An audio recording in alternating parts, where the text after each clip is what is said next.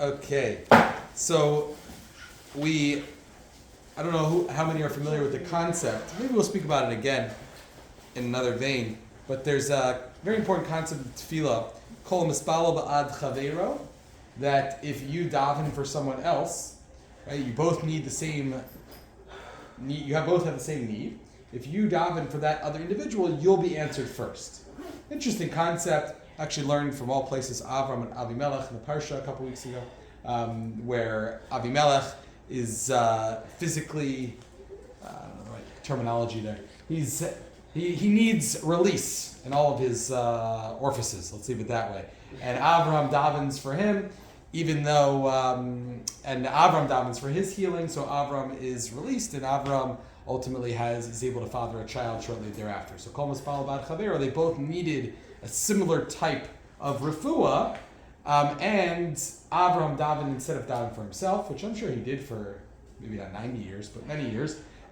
He davened for Avimelech, so he was answered before Avimelech. Fine. Avimelech was healed, interestingly enough. But just Avram was answered immediately after. It says, Vashem pakad Sarah, then Hashem allowed Sarah to conceive. So it's an interesting concept, but the Mabit, that's Moshe Mitrani, lived in the 16th century in Eretz Yisrael, Tzfat. So he says that when you daven for yourself, the problem is, there's a chance it might not be genuine. Why? Not what you'd think. Not because there's selfish motives. That's not a bad thing either. It's a good thing to be selfish when it comes to tefilah. There's nothing wrong with that. The word selfish is not a bad word when it comes to tefilah.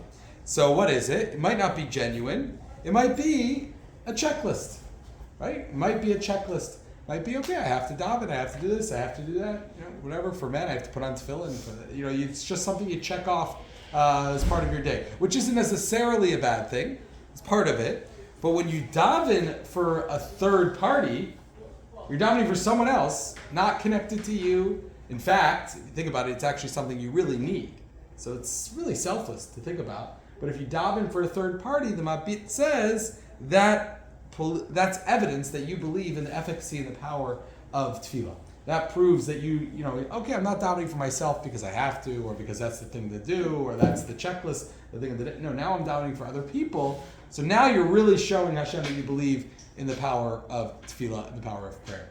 So ultimately, that's why it works. That's why Kol Mispal Bad Chaver and tefilah, that whenever you daven for someone else, because now you're proving that, this really works.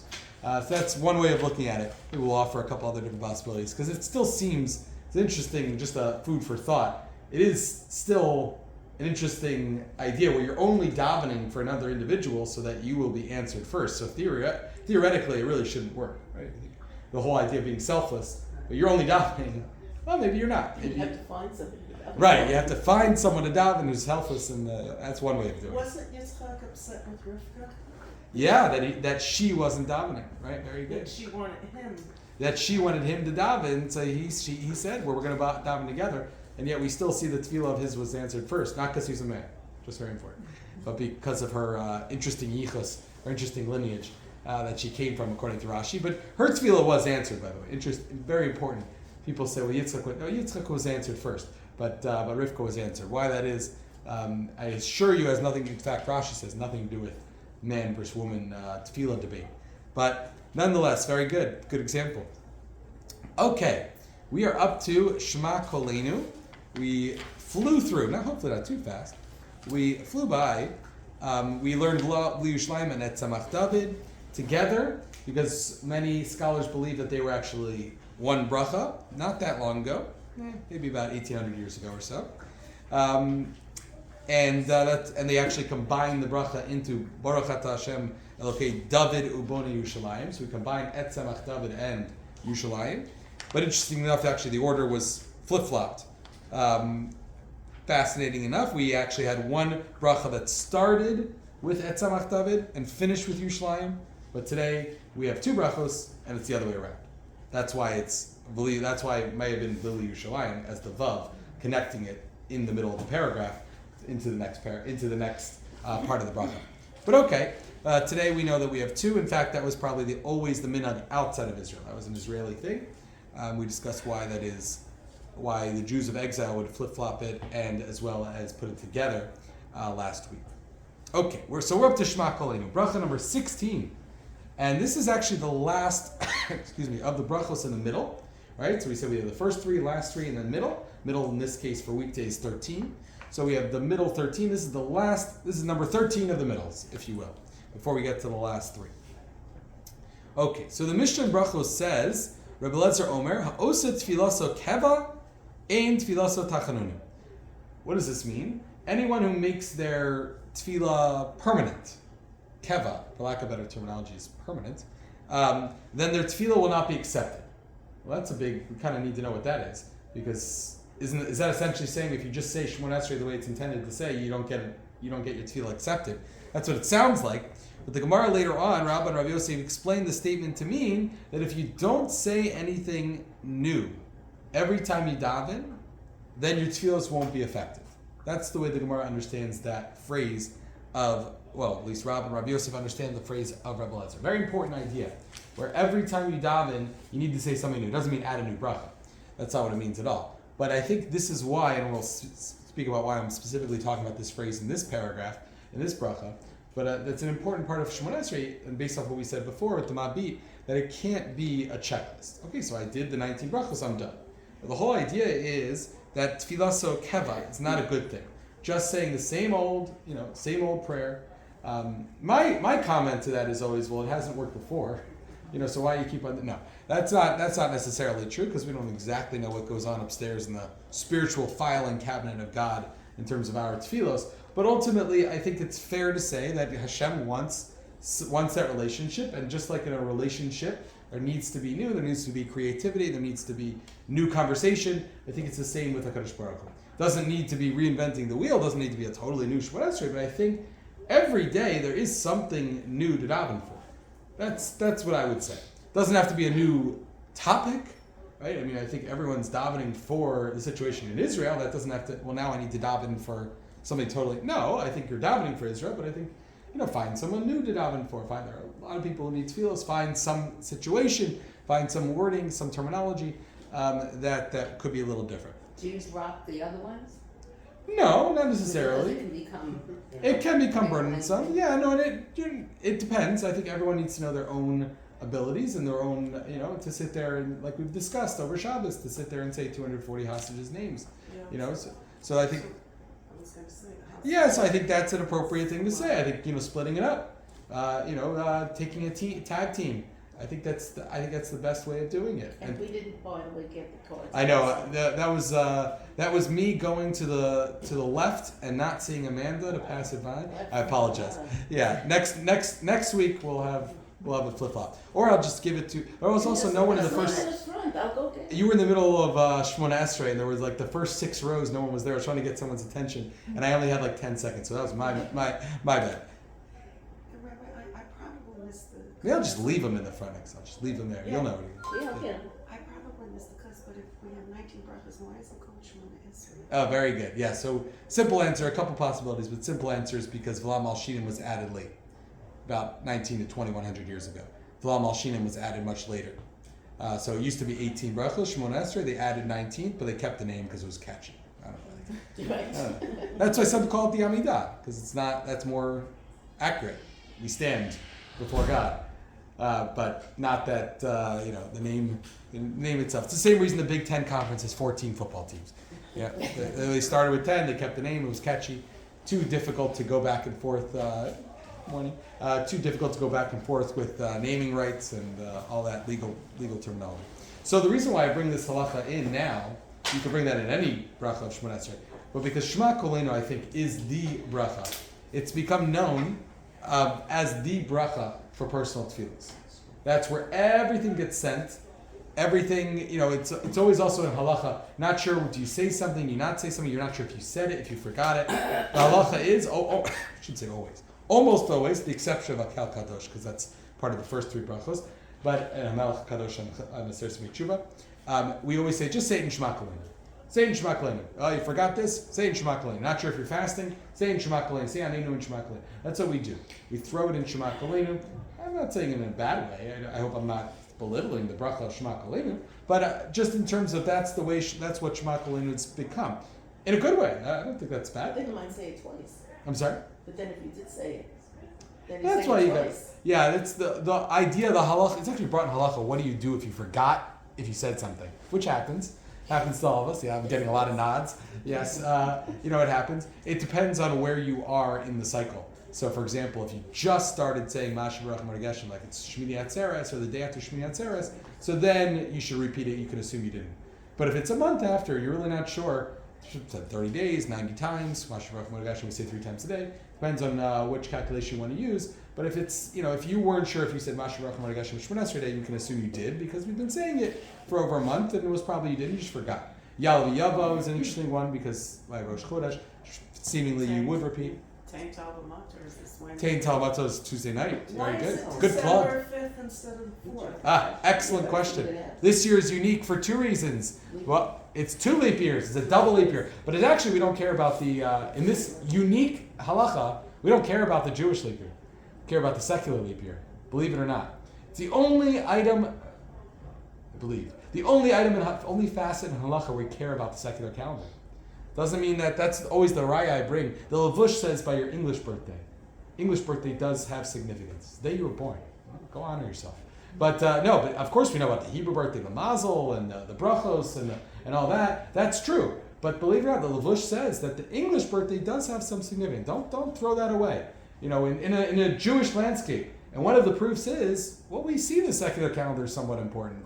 The solar calendar. We see December 4th.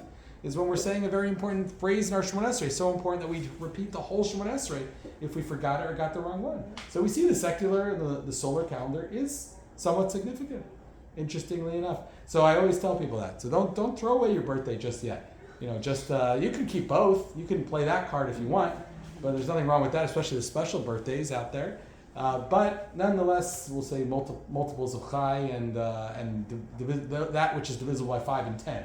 How about that? Leave that as a special birthday, but you can make anything into a special birthday. If you need special gematria, I'm always into that. I always give people special gematria. It's an excuse to celebrate your birthday. I'm coming on 2 times Chai, if that helps. I was going to say I'm a multiple of Chai, but you can probably figure out which one. That's an easy one to figure out. I'm not 18 and I'm not 72. Okay, let you figure out the other 2 choices. But nonetheless, there is an idea of so essentially we start saying B'tein Talmud Bracha Mariv of December 4th, which is weird in its own right because December 4th doesn't start the Mariv before, like Shabbos starts the night before, right? Because the solar calendar doesn't follow the lunar calendar rules. But we start December 4th at the end of the day, so that's Mariv, December 4th, except if it's a leap year. Because if it's a leap year, then you get the extra day. Again, secular leap year. It happens to also be a lunar calendar leap year, which also is quite rare to have a secular lunar calendar. But because 2024 will be a leap year, February 29th, right, the extra day, so now we need 60 days after the Tekufa, so now we need an extra day to get us to December 5th. So Tuesday night, even though it really should be Monday night, is when we're going to start saying B'tein Talmud Bracha. Good question. Okay, it's a rare idea of halacha where we care so much about the secular calendar. But don't throw away the solar calendar just yet. It's important. Okay, so that's why we brought down this idea in Shema Kolenu. Shema Kolenu has become, I think for better, not for worse, the miscellaneous bracha of throwing in everything. Obviously it's an important tefillah, but just the bracha itself, Shema Kolenu, right? You're listening to our tefillah, so it makes sense. I don't want to say ambiguous, but something that can be meaning something so generic. I think it makes sense that we can throw everything in. That's an appropriate thing. The Shulchan Aruch says that ubashomea tefilah yachol lishol kol tzorcha shikolas kol mavaksha. That's the tefilah. It's not like a made up. Well, let's just throw it in there. The Shulchan Aruch says it's the tefilah where anything you want, anything you need. Let's leave it at that. Anything you need. That's the bracha you should be saying it. Shema Kolenu is the catch-all, I guess, bracha, if you will. Gives us the opportunity to add any bakashos, any requests. Remember, this is the last. Also, I was thinking about this. Before the words kiata is usually the most appropriate place of doing that. Because kiata shmei tefillah, that's usually the place. If you can see it right before the bracha, the words kiata, that's usually, in fact, I think the Art Scroll Siddur has like a star there. Yeah, most places will. Because some say the brachos, the paragraphs on the bottom, they have them, not every siddur has it, but it would say before kiata. Generally, Not saying that's the only appropriate place, but it's probably the most appropriate place. Kind of breaks it up nicely, the bracha. And then that kind of flows into the end of the bracha. Also, I'm thinking now that it's not just what we were saying before, it's also the end of the brachos. It's the end of the section, I should say. So maybe it's just a good place, not just because it's the catch-all and the bracha that gives us the opportunity to add any requests that might not have fit elsewhere in Shemon Esrei. Maybe it's just because, why do so many people give more donations the end of December? Yeah, well, you don't get your tax benefit you give in March or April last year? June? No, but you just, yeah, it's a nice, good plug for the shul dinner. But no, I was wondering why we didn't do in December. Someone asked, I said, because tax reasons. Makes sense. The end of the year, you get your, it doesn't mean if you give it January, so you're just a year late. Right? I had a friend who had their first child December 31st. That was the joke at the Pitchin event, the bris, the Shalom Zachar. Okay, so that they got the tax benefit. It just means it's a year on his life, on their son's life of the tax. But he gets an extra year of. I guess they get an extra year until he turns 18 of tax benefits because it goes on, the previous year. But all right, and nonetheless, maybe that's why it is as well. It's like the December 31st, the end of the year. It's the end of the Shemon Esrei, the end of that section of the Shemon Esrei anyways, where you're kind of fitting it all in. You want to get in Bakashos. This is the last chance for the Bakashos section. It didn't say it's the last chance to add for personal tefillas. We'll get to that towards the end of Shemon Esrei. But at the very least, it's the last chance at the end of the Bakashos, the end of the request, so kind of throw it in there. But the simple understanding is, it's just the bracha that just, you don't know where something goes, put it there in Shema Koleinu. The bracha... Or forgiveness, though, when you say Slach Lanu earlier, so why in our school does it say? So that's for those, you're talking about the gray paragraph? Yeah, that's for those who have kind of, I guess they need a lot of forgiveness. No, I don't know, the bottom paragraphs, I know, I used to say, I stopped saying, I thought it was just too distracting for me personally. That was my own, it was so much, it was too distracting. I'm not saying don't say it at all. But I'm not sure of like the source for the bottom paragraphs, but it's kind of what it ends up being is, my understanding, if I remember correctly, is that it's kind of like it's like a combined section of everything. So you have Salach Lanu, I think there's a Refuah in there, I think there's it kind of like throws everything together, almost like a kolel it's called, not what we're thinking of kolel as the word, I'm thinking kolel in Hebrew, chaf, blah, blah, blah, where it's like, throwing everything in under one umbrella. I'm sorry? Include, yeah. You're inculcating everything, I'm not sure of the noun, but not a place where men learn. That's what I mean by K-O-L-L-E-L, chaf, vav, lamed, where you're kind of throwing everything in. Kind of like we see Friday night after Shemon Esrei. So we have a paragraph for those who are familiar, we kind of have, it's a very quick, it's almost, we say Vaychulu together, and then we go into the bracha, where we kind of, it's almost like a miniature Shemon Esrei, where it throws everything together. It's a similar idea, where it's like, I don't know, I used to call it the Cliff Notes, but I don't know what they call it today. But where it kind of brings like very quickly, one line over, so I think that's what that is as well. I think it's going to be TikTok. I'm sorry? TikTok. TikTok, okay, TikTok. Yeah, there you go. I still think of a clock when I hear TikTok. Okay, so it's just the reason why, I think one practical reason is why Shema Koleinu is the end all, is the catch-all bracha, is because it's the end of the brachos, the end of that section. Also, I think it's just, the bracha is simply saying what? Shomei tefilah. Hashem answers your tefilah. So it's just the most generic bracha, and that's not a bad thing. So that's what it's become. Okay, it's also used to add petitions from any of the requests left out in the middle section of Shemon Esrei, like we said before, so it has a halachic significance as well. A request or phrase was forgotten in an earlier bracha, or you're not sure if you forgot it, throw it in there. The only exception, don't do that. You can't do that with Hamelach HaKadosh during Aseret Smei Tshuva. There, it's too late. That needs to be done the first three. That's the first section of Shemon Esrei. But anything else can really be, you forget, but very important. Tuesday night, you forget B'tein Tal Matzah Bracha. You say B'tein Bracha by accident. So then just say it in Shema Koleinu if you're there. Okay.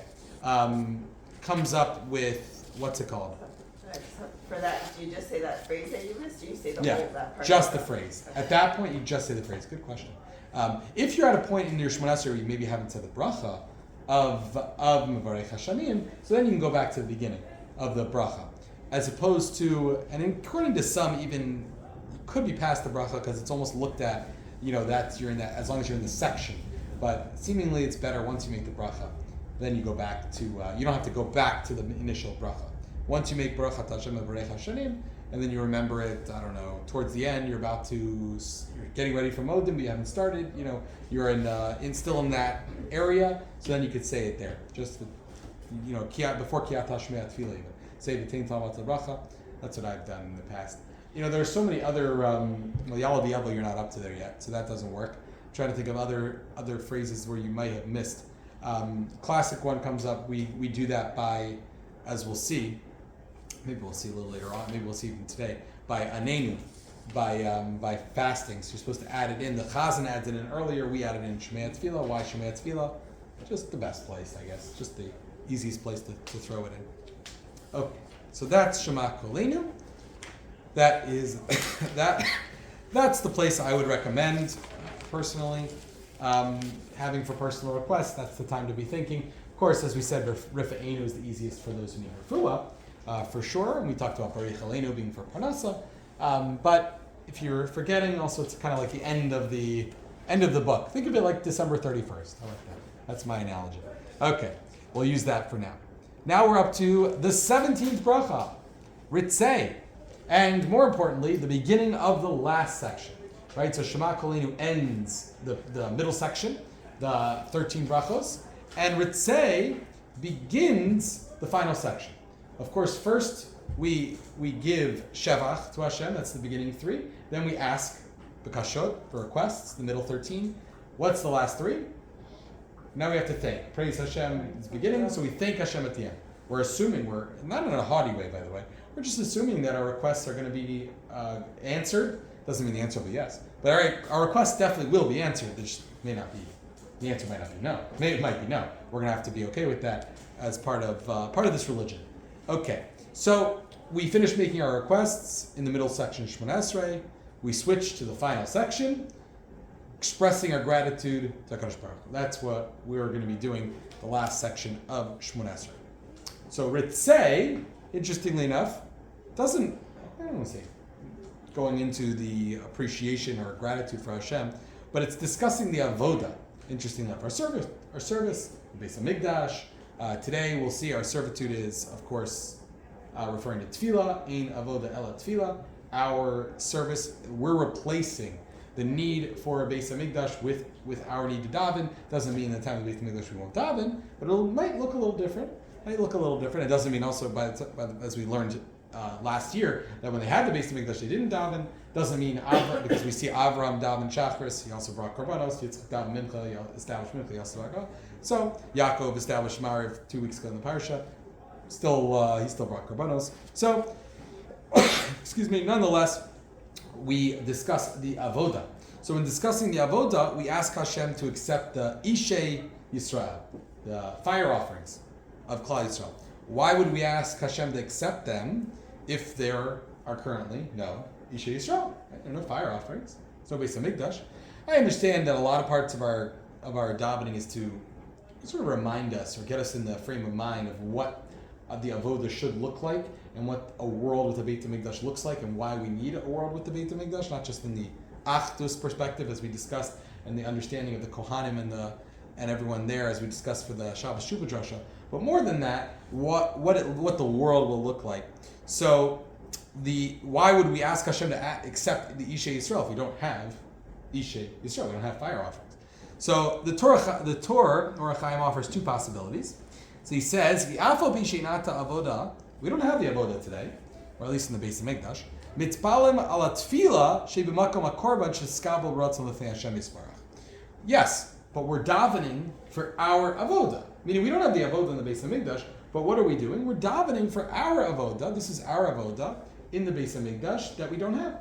So we don't have a Beis Hamikdash. We have the next best thing, the Mishkan Ma'at. We have our shul. Okay, great. We don't have the avoda. Yeah, but we have the next best thing. We have our tefilah. So that's part of what we're doing. So it's appropriate, and there are a lot of analogies throughout tefilah where we're kind of supposed to be thinking of it in a korban sort of way, right? We're thinking about it as bringing our korban. We're thinking about fire offerings, and there's no fire, right? Well, more of a spiritual thing, but it's to get us to appreciate and remember the Beis Hamikdash and hope that we have it. That's kind of the goal. If we learn about it and we have these visualizations, then maybe it'll be triggered in our minds and enough to cause Hashem to bring it. So that's the first possibility. The second possibility is more on a spiritual level. The Medrash says that the angel Michael, my favorite angel, it's because of my namesake, but Michael, actually I was named after Michala, a woman, but nonetheless, we'll pretend that my namesake was the angel Michael. But says that the angel Michael offers up the souls of the righteous on the heavenly altar. So while we're down here, the fiery offerings, the Isha Yisrael, refers to the souls of the righteous. And we discuss who the righteous are, who the Hasidim are, not people with long socks necessarily. Righteous aren't people with a tzaddik or a tzaddikis that we're thinking in our heads. Someone learning Tehillim all day, without stop, or a man with a long beard, or a woman learning Tehillim. That's not necessarily what a tzaddik or a tzaddikis is. Someone who's a tzaddik is someone, or a tzaddikis is someone who's incredibly meticulous in mitzvos, where they're concerned with doing mitzvos and making sure others are doing as well. That's how we understand it. Chassid or chassidah is someone who goes well beyond the letter of the law in life in Judaism.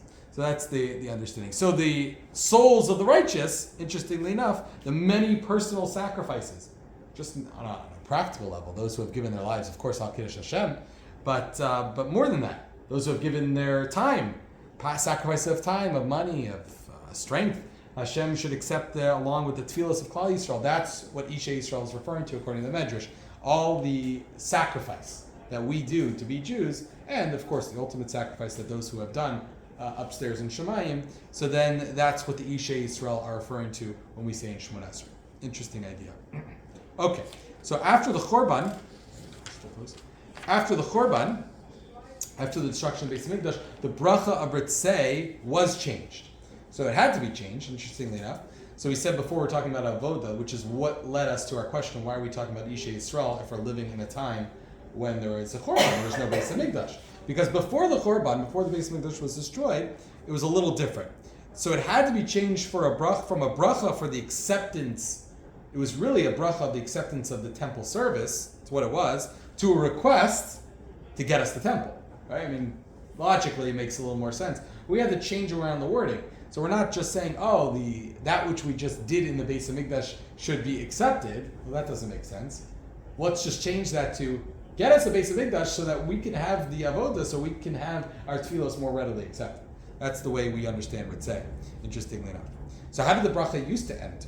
So Rashi in the Gemara in Brachos says, She'oscha levadcha v'yira na'avod, whom we will worship exclusively in awe. Anyone know when we do say that? 5 points. That's a tough one. She'oscha levadcha v'yira na'avod. You see, you're like saying it like we said. You've heard that before, Right. but you didn't learn it in school, so it can't be something like it's not like a. Sorry. So we do, interesting enough, say it on Yom Kippur, but that's not the only time. So I would accept that as on a test as partial credit, because it is a correct answer. Okay, so the answer is, so we do it, we say it outside of Israel when we duchen. So interestingly enough, the idea being is, so theoretically, Yom Kippur is a correct answer because it is one time we duchen outside of Israel. So the Shosh V'Kalim, and we'll see why in a second, and the Yom Noraim. So we'll see why that is. But that's why it sounds like somewhat familiar, but not familiar enough where like you don't feel bad that you didn't know what it was because we say it only a couple times a year.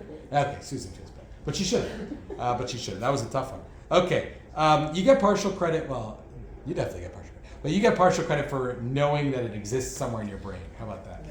Okay, we changed this. So that's what it used to be. We used to say that every day. In the time of the Beis Hamikdash, She'oscha levadcha v'yir na'avod, whom we will worship exclusively in awe. Makes sense. It's more of a Beis Hamikdash bracha, right? We're talking about worshiping and all that. We changed this ending to the one that we know it as Hamachzir Shchinaso L'Tzion.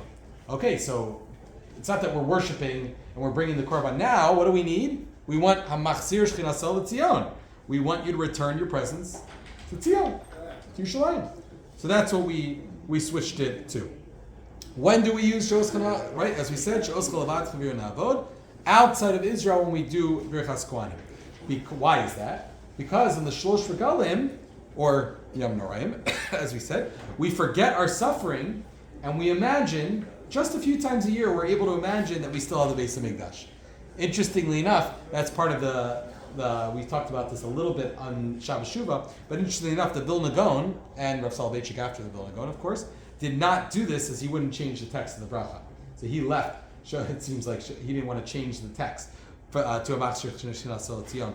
But nonetheless, on the Shlosh Regalim, we forget our suffering. We sort of imagine, we're able to, for one time, imagine to have the Beis HaMikdash, so we go back to the original bracha of the Beis HaMikdash bracha, if you will, of She'oscha Levadcha Nivir Navo, but only on Yom Tovim that we duchen for. That's like the special time. So another special way of appreciating duchening, right? Because when we see it, we're thinking of the Kohanim and the Beis HaMikdash, but it's more even the bracha afterwards. That's the bracha they make, now that we understand what it means in English, that's the bracha they made in the time of the Beis HaMikdash. So it kind of gets us back hopefully in the right frame of mind of a Beis HaMikdash time.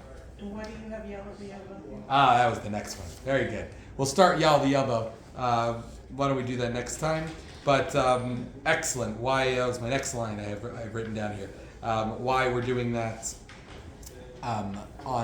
actually, next time we do it might be close to Rosh Chodesh, it might be appropriate to do it then. But ultimately, has to do with the special sacrifices of the day, remembering the Yal V'Yavo, remembering the Korbanos. So all Yal V'Yavo is just about the Korban Musaf that was brought in Rosh Chodesh, and all special Korban. So it makes sense to put it in the paragraph about Korbanos. That's the simple answer. Actually, next week, I don't think we're going to be on next week. Looks like I might be away, and Rabbi Glad as well. So we might cancel next week. Also, I think everyone's running to